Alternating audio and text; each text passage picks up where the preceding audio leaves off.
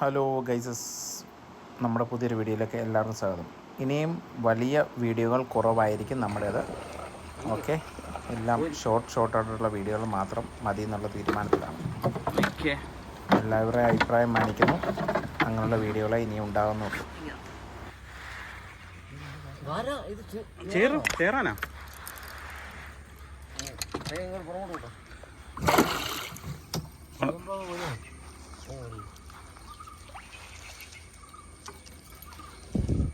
തലയിട്ട് കോരല്ലേ വാളിട്ടില്ല.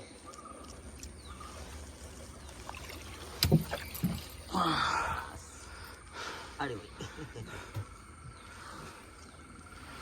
പിന്നെ മറ്റു കാര്യമുണ്ടല്ലോ,